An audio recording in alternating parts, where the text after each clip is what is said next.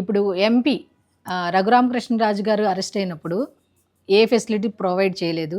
ఇప్పుడు మిథున్ రెడ్డికి మాత్రం ఎక్కడ లేని ఫెసిలిటీస్ అన్ని ప్రొవైడ్ చేశారు. ఏంటి ఈ తారతమ్యం? ఎందుకు ఇలా చూస్తున్నారని కొంతమంది ప్రశ్నిస్తుంటే, కొంతమంది ఎలా వాదిస్తున్నారంటే పార్టీ చంద్రబాబు నాయుడు ఆపే ప్రయత్నం చేయలేదు, అందుకే అన్నీ ఆయనకి సమకూర్చారు. అప్పుడు గతంలో జగన్మోహన్ రెడ్డి అలా చేయలేదు కాబట్టి ఇట్లా జరిగిందని ఇలా రకరకాల వాదనలు వినిపిస్తున్నాయి. మీరేం చెప్తారు? ఇది ఏంటమ్మా, చట్టం తెలిసి మాట్లాడాలి. చట్టం వాడు ఇన్కమ్ ట్యాక్స్ పేరు, వాడి క్లాస్ ఇది అనుకోండి, he has got every right to ask the court to give him facilities. అదేదో ఏజ్ని బట్టి రకరకాల క్లాసులు ఉన్నాయి.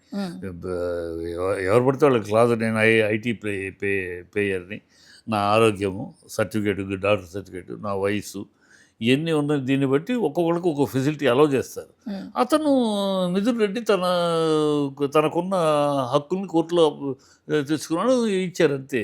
నువ్వు తెచ్చుకోలేదు అంతే. ఇప్పుడు నాకు తెలీదు, నేను అడగలేదు అంటే నువ్వు అడగకుండా ఇవ్వదు.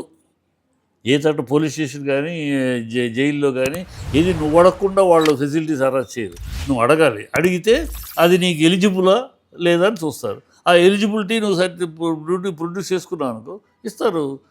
ఇప్పుడు పెద్ద పెద్ద స్మగ్లర్స్ని వాళ్ళని అరెస్ట్ చేస్తారు. అరెస్ట్ చేసిన వాళ్ళకి సపరేట్ రూమ్, సపరేట్ అంతా ఎందుకు ఇస్తారు? ఎందుకు ఇస్తారంటే వాడు ఎలిజిబిలిటీ ఉంది, వాడు ట్యాక్స్ లక్షలు కడుతున్నాడు, వాడికి ట్యాక్స్ ఉంది. నేను నిందితుడిని అవ్వచ్చు కాదు, కానీ నేను ఇంత ట్యాక్స్ కడుతున్నాను,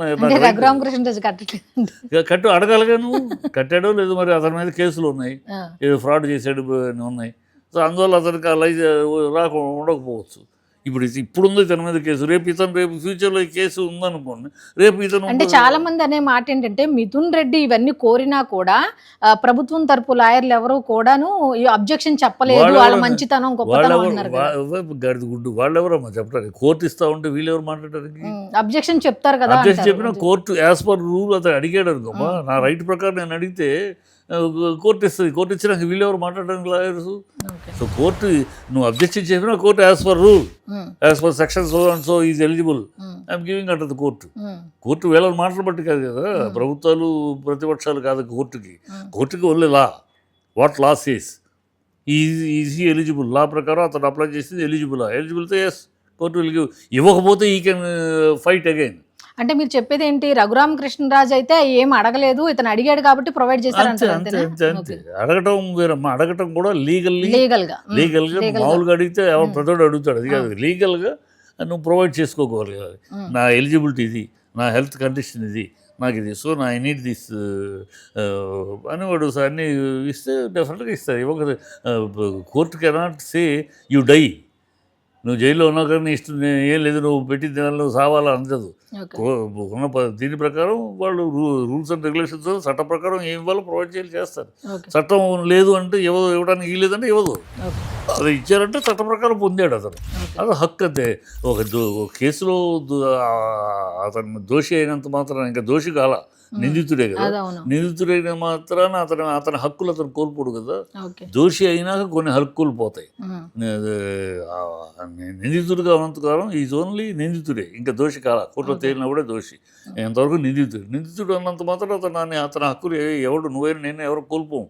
we have right to ask for our rights. చట్ట ప్రకారం అడగాలి, చట్టంలో ఉన్న ఫెసిలిటీస్ ప్రకారం అడగాలి.